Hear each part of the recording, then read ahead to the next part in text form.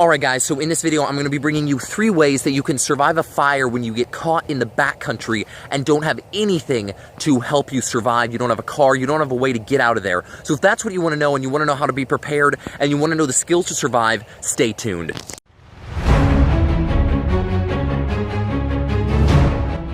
Well, I'm here up in Redding, California. I don't know if you guys can see the, let's see if I can find it. Where is it? Oh wow, it doesn't show up as well. Okay, there we go. If you guys can see the sun here, there's a ridiculously massive fire right now up in Redding. You might have heard of this. It's currently burned 44,000 acres, killed one firefighter and killed another civilian.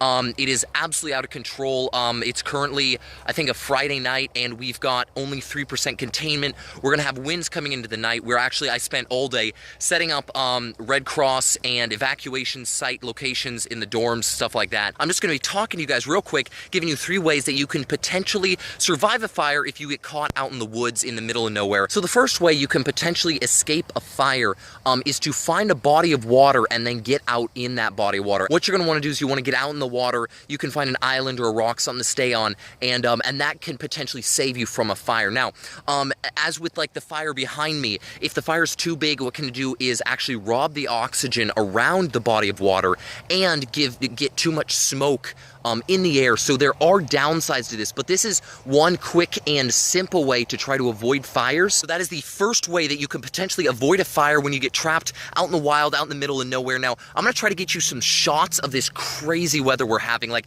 it's supposed to be sunny right now. It's not that dark, it is not that late, and it should be bright out. So I'm gonna try to get you some shots of that, and then I'll get you the second way you can potentially survive a fire. So stay tuned.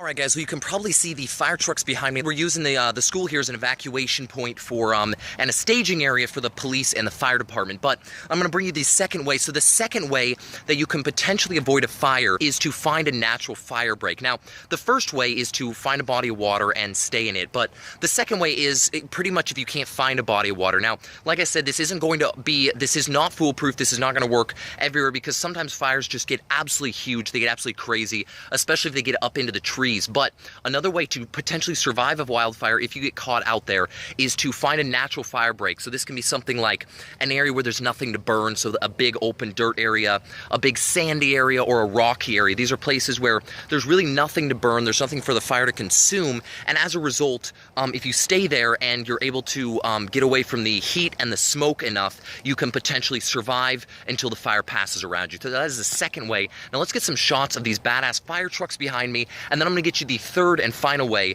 that you can potentially survive, so stay tuned.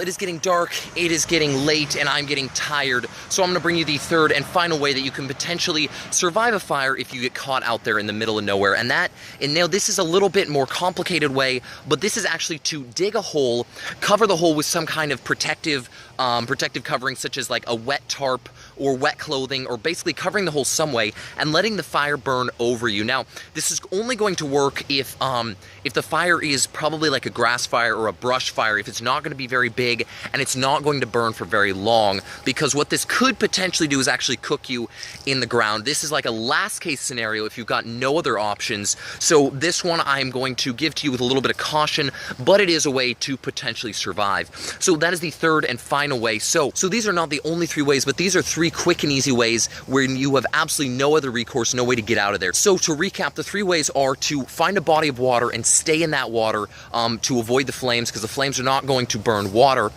to find some kind of natural fire barrier such as sand, rock, or dirt, and finally to dig a hole and cover this hole with a wet material and let the fire burn over you. So those are the 3 ways, and now I'm going to get back to helping the guys here. We got a lot of crap going down here.